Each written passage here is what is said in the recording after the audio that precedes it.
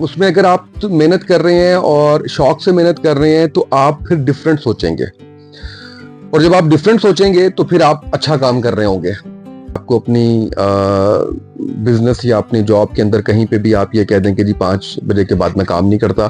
मैंने ऐसा कामयाब लोगों में नहीं देखा। आपने मंजिल हासिल कर ली है, आप उस पीक पे पहुंच गए हैं, वो तो प्रॉब्लम वहां से फिर आपका जवाल शुरू हो जाता है। आज भी बड़े नाम वही हैं जिन्होंने अपने करियर का आगाज अखबार से किया। जो भी करना चाहते हैं, जो भी चीज करना चाहते हैं, वो आप कीजिए, उसी को अडॉप्ट कीजिए, उसी पे मेहनत कीजिए और लगे रहिए। अगर आप कंसिस्टेंट हैं और अल्लाह की मदद आपके शामिल हाल है, तो फिर आपकी कामयाबी का रास्ता कोई नहीं रोक। लेकिन इसको एज इट इज कॉपी करने की कोशिश करना ये भी ठीक है, या आप उस तरह की इंप्रूवमेंट्स अपने अंदर ला सकते हो, या एक होता है ना बिल्कुल कॉपी पेस्ट आप करने की कोशिश करते हो, वो भी प्रॉब्लम है।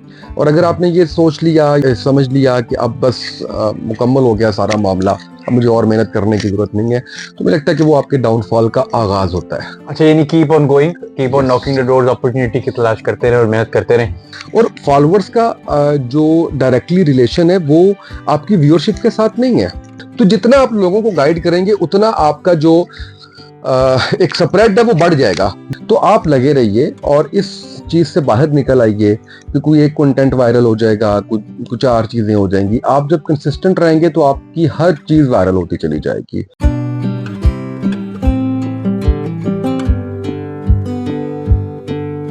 हेलो एंड अस्सलाम वालेकुम। उम्मीद करता हूँ आप सब लोग खैरियत से होंगे और अपनी सेहतों के बेहतरीन हालात में मौजूद होंगे। मुझे कहते हैं अली अजवद, दी अली अजवद में आपको खुश आमदीद कहता हूँ।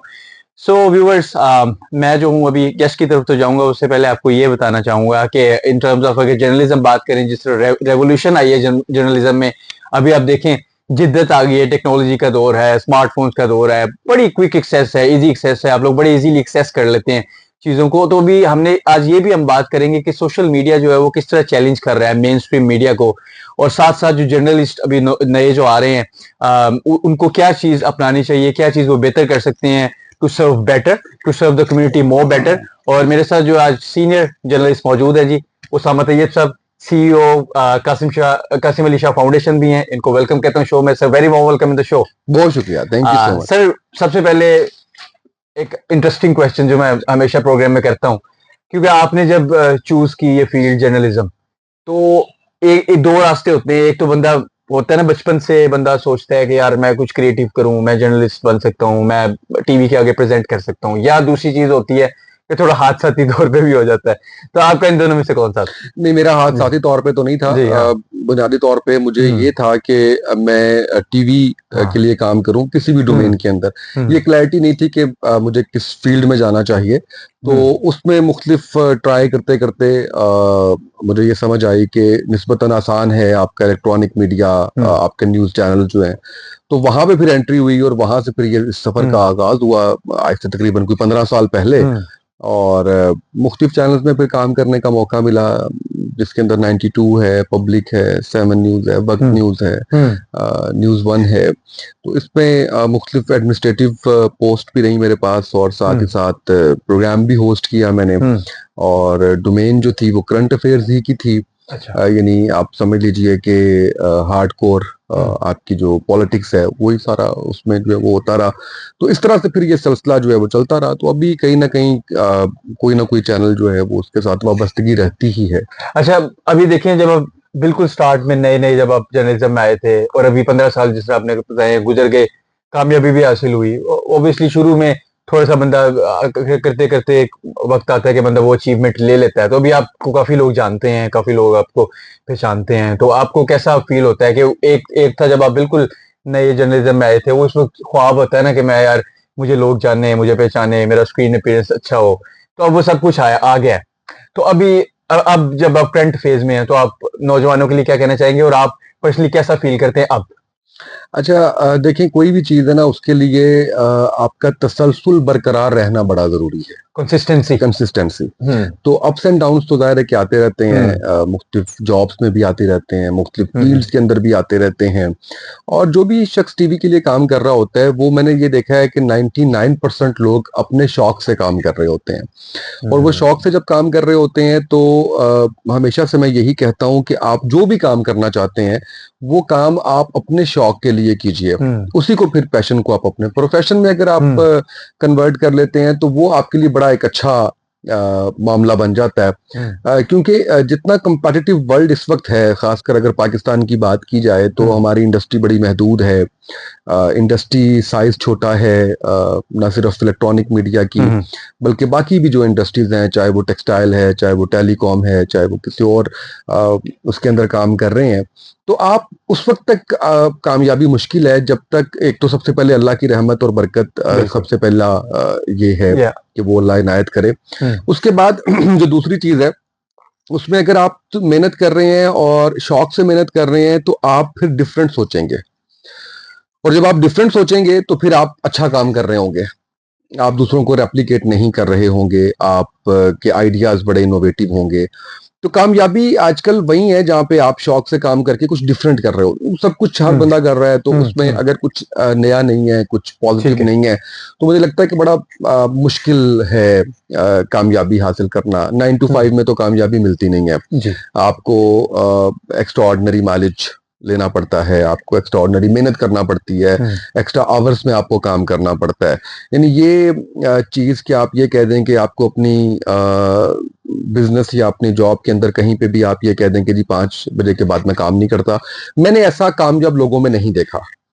मैंने हमेशा यही देखा है कि वो अपॉर्चुनिटीज की तलाश में रहते हैं और उनको यूटिलाइज करते हैं, और ये चीज नहीं देखते कि वक्त क्या है, दिन है या रात है, छुट्टी का दिन है या वीकडेज हैं, उन्हें काम करना है तो उन्हें काम करना है। तो ऑब्वियसली जैसे मैंने कहा कि जो भी इस फील्ड में आता है, वो 99% लोग जिनको मैं जानता हूँ, वो अपने शौक से ही आते हैं।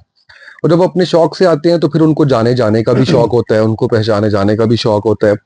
तो जब आप जाने जाते हैं, पहचाने जाते हैं, तो ये बड़ी नेचुरल सी बात है कि आपको अच्छा लग रहा होता है, आपको अपनी तारीफ अच्छी लग रही होती है, आपको लोग कहते हैं कि हमने आपको आपका प्रोग्राम देखा था, वो फीडबैक देते हैं, तो आपका एक मोटिवेशन लेवल नेचुरली आपका जो है वो बढ़ जाता है।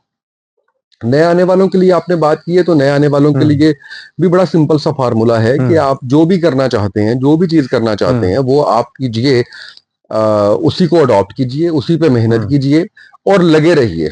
अगर आप कंसिस्टेंट हैं और अल्लाह की मदद आपके शामिल हाल है, तो फिर आपकी कामयाबी का रास्ता कोई नहीं रोक सकता। अच्छा, एक चीज वो एक सॉन्ग भी था, अब तो आदत सी है मुझको ऐसे जीने में। एक जब आप लोग जब बिल्कुल आपने स्टार्ट किया था, तो अभी जब फेम मिल गया, तो अब वो आदत का हिस्सा बन गया, रूटीन का हिस्सा बन गया, अब बिल्कुल इजी हो गया कि भाई ऐसे ही चल रहा है, या फिर भी सोचते हैं कि यार कुछ ना कुछ इम्प्रूव अभी भी हो सकता है, कोई मार्जिन है?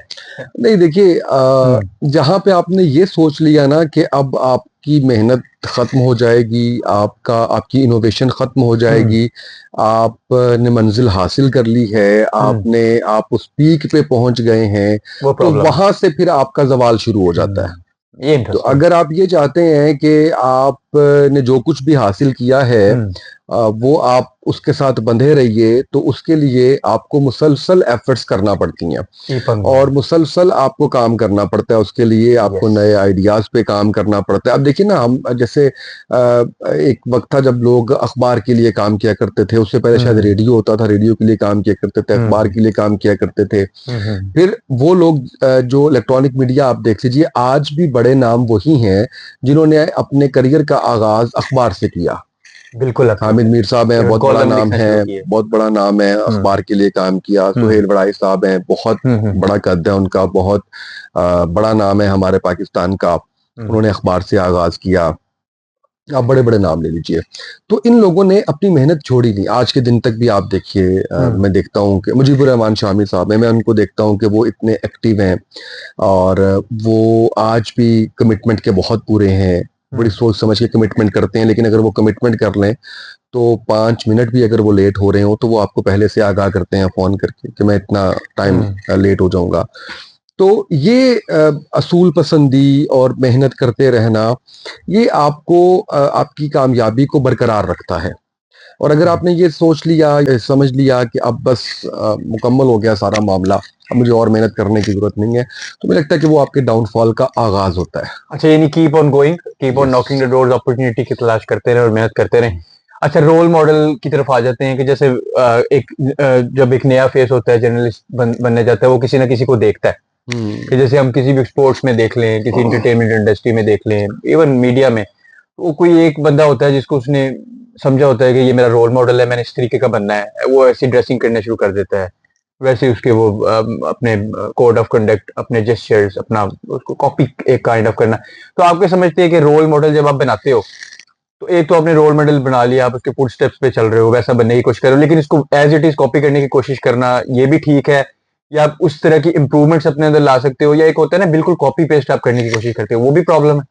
कॉपी तो करना ही नहीं चाहिए अच्छा। आपको। अगर आपका कोई रोल मॉडल है तो आप उन चीज़ों को देखिए जो पॉजिटिव हैं, उन चीज़ों को देखिए जो उनके मिजाज में पॉजिटिव हैं, उन चीज़ों को देखिए जिनसे आपको लगता है कि उनको तरक्की मिली है, जिनसे आप उन जैसे बन सकते हैं, उन जैसी तरक्की हासिल कर सकते हैं। लेकिन आप एक बात मैं आपको बताना चाहूँगा कि अगर आप 2 लोग हैं और आपके पास दोनों ने चाय बनानी है और आपके पास 2 चूल्हे हैं जो इक्वल आपको आग मुहैया कर रहे हैं। इक्वल आप पानी लेते हैं, इक्वल आप उसमें पत्ती डालते हैं, इक्वल आप उसमें चीनी डालते हैं और इक्वली आप उसमें दूध डालते हैं और दोनों सेम वक्त के लिए उसको बॉयल होने देते हैं और सेम क्रॉकरी में आप उसको डालते हैं। आप कभी ये तजुर्बा करके देख लीजिएगा, दोनों के टेस्ट में फर्क होगा। तो आप किसी को, और इसी तरह से है कि आप किसी के फुट स्टेप्स पे चल के कामयाबी हासिल नहीं कर सकते। अगर आप ये कहें कि मलिक रियाज साहब ने सिफर से शुरू किया तो मैं उनकी एक एक चीज को फॉलो कर लूं, तो इस चीज की जमानत नहीं है कि आप मलिक रियाज बन जाएंगे। उनका बिलीफ सिस्टम डिफरेंट था, बहुत सी चीजें इसके अंदर आती हैं। तो इसलिए कॉपी इसलिए तो ना करें कि कामयाबी आपको मिले, उन जैसी कामयाबी मिले। उनके स्टाइल को कॉपी ना कीजिए, उनके कपड़ों को कॉपी ना कीजिए, उनकी मेहनत को कॉपी कीजिए। उनके इनोवेटिव आइडियाज से सीखें कि आप किस तरह से इनोवेटिव आइडियाज पे काम कर सकते हैं। उनके मिजाज को देखिए कि जो उनके पॉजिटिव पॉइंट्स हैं वो डाउन टू अर्थ हैं, वो अच्छे से बात करते हैं, वो धीमे लहजे में बात करते हैं, वो दूसरों का दुख दर्द समझते हैं। तो इन चीजों को जरूर कॉपी कीजिए, लेकिन ड्रेसिंग की हद तक, हेयर स्टाइल की हद तक या उस चीज को आप जो है वो रेप्लिकेट ना करें। So we have to take a very short break जी। हम अभी आपकी खिदमत में दोबारा हाजिर होते हैं। Stay tuned।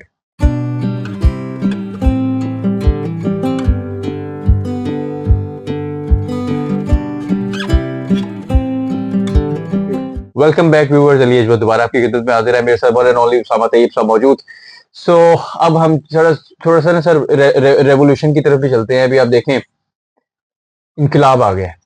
मैं तो इसको इनकलाब का लफ्ज देता हूँ, क्योंकि देखिए स्मार्टफोन्स का जमाना है। अभी तो मैं आपको बताते खुद, एक वक्त तो था हम केबल का इंतजार कर रहे होते थे। टेरेस्ट्रियल से हम शुरू हुए, एंटीने से, वो हम केबल तक का सफर, सेटेलाइट तक। अब तो इतना मजेदार काम हो गया कि आपको मोबाइल पे एप्स मिल जाते हैं, अब वहां पे बैठ के सोशल मीडिया पे देख रहे हो। अभी तो लिटरली सर्दियों का मौसम होता है, बंदा ब्लैंकेट ओढ़ के अंदर बैठा है जी, वो मोबाइल देख रहा है जी, उसमें सोशल मीडिया पे हर खबर उसी वक्त मिल जाती है।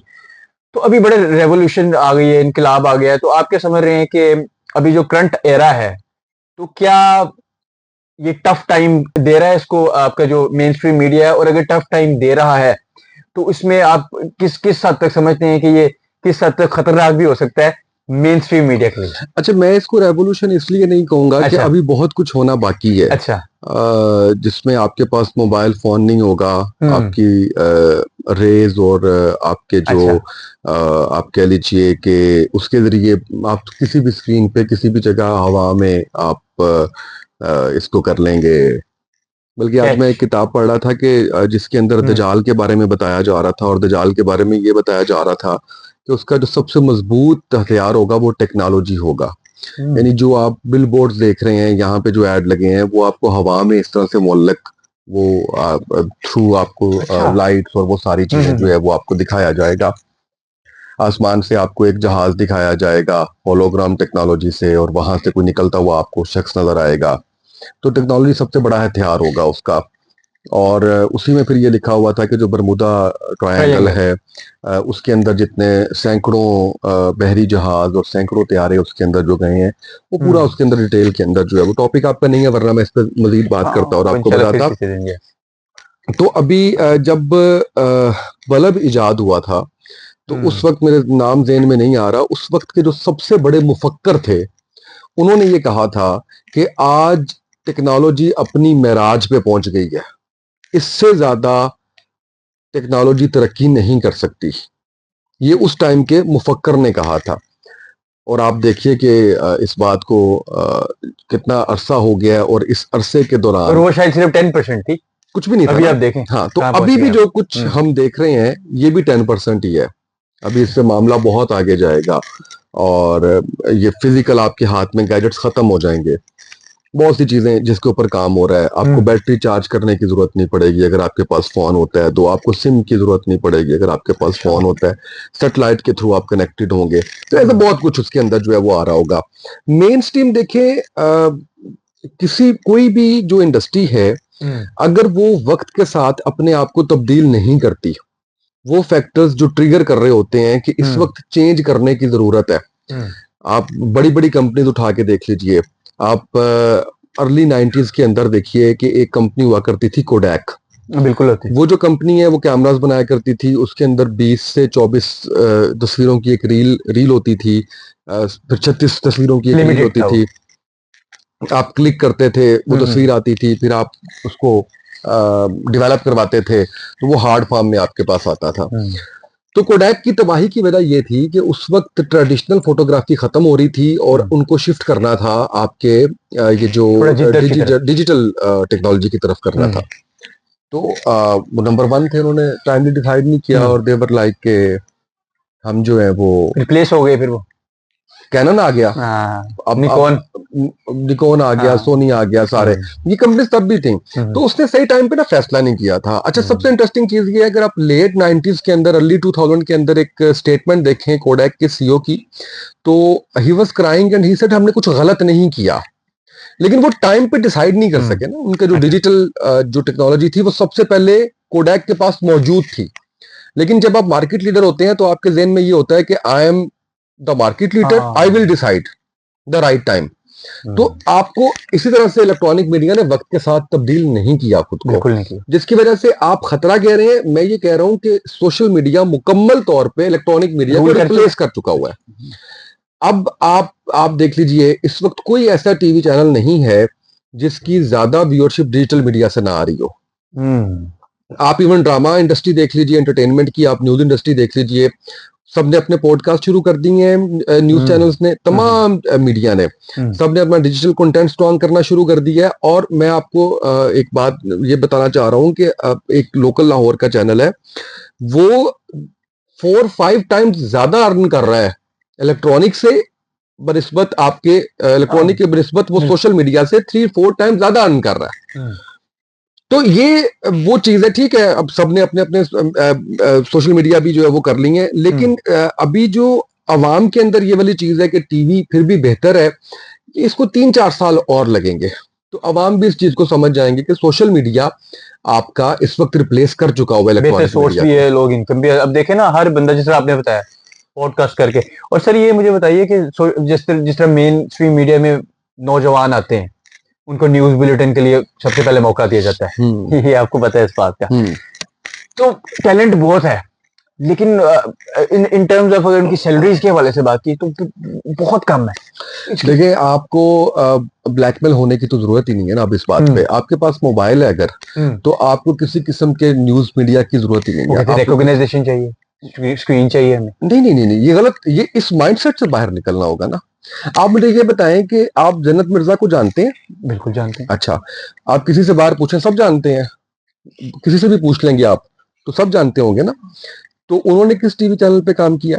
उन्होंने टिकटॉक पे काम किया। आप रजब भट्ट को जानते हैं? बिल्कुल जानते हैं। यूट्यूब पे। उन्होंने किस टीवी चैनल पे काम किया? TV channel. तो रिकग्निशन आपके, वो जरूरी नहीं है कि आपको रिकग्निशन टीवी से ही मिलनी है। अब अच्छा, इसका ये मतलब नहीं कि मैं टीवी वालों को गलत कह रहा हूँ और इनको ठीक कह रहा हूँ, मैं सिर्फ कंसेप्ट ठीक करवाने की कोशिश कर रहा हूँ कि अगर आपको रिकग्निशन मिलनी है तो वो आपको इस पे भी मिल जाएगी। वो आपको उसके लिए आपको टीवी चैनल्स का चक्कर काटने की जरूरत नहीं है, और उसमें आप 10 टाइम्स मल्टीप्लाई करके अर्न कर सकते हैं सोशल मीडिया में। सिर्फ उसके लिए ये है कि आपको थोड़ा सा सब्र आजमा एक उससे गुजरना पड़ता है, 1-2 साल आपको पहरा देना पड़ता है, आपको क्लैरिटी रखनी पड़ती है, आपको डायरेक्शन अपनी ठीक रखनी पड़ती है, आपका कंटेंट खुद से वायरल होना शुरू हो जाता है। अच्छा, एक बंदा जो है उसने पॉडकास्ट शुरू की है, डिजिटल मीडिया में आया है, बहुत सारे चैलेंजेस भी आ सकते हैं। एक स्टेज ऐसी भी आएगी जब वो थोड़ा सा कहेगा कि यार कुछ सही नहीं कर रहा। काफी इन्फ्लुएंशियल लोग हैं जिन्होंने बोला आके कि यार अभी सही नहीं हो रहा, या एक मौके पे वो आके थोड़ा सा हिम्मत हार गए। तो उस स्टेज पे जब बंदा आता है कि यार कुछ कुछ वर्क नहीं कर रहा, उस स्टेज पे क्या करना चाहिए? 2 से 3 साल तो आपको जो है ना वो देने चाहिए इस चीज के लिए। 2 से 3 साल 2 से 3 साल कम से कम कंसिस्टेंट भी रहना पड़ता है। कंसिस्टेंट ही रहना पड़ता है आपको 2 से 3 साल के लिए। अगर आप कंसिस्टेंट रहते हैं तो आपको 1 साल बाद ही नताइज नजर आना शुरू हो जाएंगे, बेहतर हो जाता है, काफी बेहतर हो जाता है। और जब जैसे जैसे वक्त गुजरता रहता है वैसे देखिए ये जो है ना मामला वायरलिटी का, वो तुक्के तो लग जाते हैं समटाइम्स, लेकिन एक्चुअल में आपको मेहनत करना पड़ती है, एक्चुअल में आपको कंसिस्टेंट रहना पड़ता है, एक्चुअल में आपको डेली बेसिस पे कोई ना कोई कंटेंट अपलोड करना पड़ता है। जितने भी इस वक्त सोशल प्लेटफॉर्म हैं, जिनमें 4 बड़ों के मैं नाम लेना चाहूंगा, एक यूट्यूब है, एक फेसबुक है, एक इंस्टा है और एक टिकटॉक है। इनके एल्गोरिदम इस तरीके से सेट किए गए हैं कि ये इस चीज को अंडरस्टैंड करते हैं कि ये कंटेंट क्रिएटर बड़े तसलसल के साथ हमारे साथ काम कर रहा है, इसकी बड़ी रेगुलर हमें वीडियोस आ रही हैं, तो एक वक्त आता है कि वो खुद से आपको सजेशन में डाल देता है, वो टिकटॉक के आपको फॉर यू में डाल देता है, वो यूट्यूब के आपको सजेशन में डाल देता है, वो फेसबुक के आपको जो है वो रील्स और बाकी चीजों में उसमें कर देता है, वो इंस्टा की आपको उसमें डाल देता है, रिकमेंडेशन में डाल देता है। तो वो खुद से आपको सपोर्ट कर रहा होता है। उसकी रीजन क्या है? उसकी रीजन ये है कि जितने भी प्लेटफॉर्म्स हैं ये सारे इन कंटेंट क्रिएटर्स के जरिए पैसे कमा रहे होते हैं। इनको इस पे इश्तिहार मिलते हैं और उस इश्तिहार में शायद 30% कंटेंट क्रिएटर को मिलता है, 70% इनके पास जाता है। तो ये एक ऐसी विन विन सिचुएशन या एक वो चीज है कि जिसके अंदर दोनों को फायदा हो रहा होता है। लेकिन वो सपोर्ट आपको तब करते हैं जब वो इस बात की यकीन दहानी उनको हो जाती है कि ये बड़ी मेहनत कर रहा है, ये नहीं छोड़ के जाएगा, ये करता रहेगा, तो फिर वो आपको सपोर्ट करना शुरू कर देते हैं। इसलिए तो लोगों के इतने मिलियंस में व्यूज आते हैं, इसलिए तो मिलियंस में इतने फॉलोअर्स आते हैं कि वो स्प्रेड आपका जो है वो बढ़ा रहा होता है। और फॉलोअर्स का जो डायरेक्टली रिलेशन है वो आपकी व्यूअरशिप के साथ नहीं है। मैंने ऐसे चैनल्स देखे हैं जिनके 13 मिलियन फॉलोअर्स थे, लेकिन उनकी जो व्यूअरशिप है वो 13-14 आती थी, 13 या 14 मैंने खुद देखा हुआ है, या 100 तक जाती होगी। और ऐसे भी चैनल्स हैं जिनके 5000 फॉलोअर्स हैं और वो 6-6, 7-7 मिलियन में उनकी व्यूअरशिप आ रही है किसी एक एक कंटेंट की। तो उसका इस चीज से ताल्लुक नहीं है। उसका बड़ा सिंपल सा तरीकाकार ये है कि आप कुछ डिफरेंट, कुछ अच्छा हाई क्वालिटी प्रोड्यूस कीजिए। और मैंने जो मेरा एक्सपीरियंस बताता है ना सोशल मीडिया का, वो भी मैं आपको बताना चाहूंगा। लोगों को अवेयर कीजिए, उनको उनके मसाइल का हल बताइए। कोई फील्ड देख लीजिए आप ऑनलाइन अर्निंग के हवाले से कर सकते हैं, आप सेहत के हवाले से कर सकते हैं, आप इसके लॉ के मुताबिक बता सकते हैं, लोगों को ये गाइड कर सकते हैं कि इस चीज का ये कानून है और इसको इस तरीके से आप जो है वो प्रोसीड कर सकते हैं।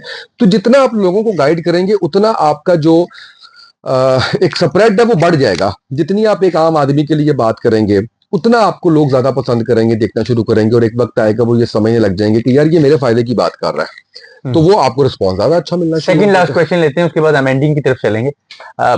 एक चीज मेरे जहन में आई, जिस तरह वायरल होने की बात हो रही थी सर, बहुत सारे लोग होते हैं जो कहते हैं यार कि मैंने ना कोई ना ऐसी हरकत सोचनी है, कोई नेगेटिव सी बात करनी है, ऊट पे टांग सी कोई हरकत करनी है तो हम वायरल हो जाएंगे, और वो वायरल हो भी जाते हैं। तो ये इसके बारे में क्या कहेंगे आप? देखिए वायरल होना कोई मुश्किल काम तो नहीं है। वो समझते हैं हम तो किंग बन गए वायरल।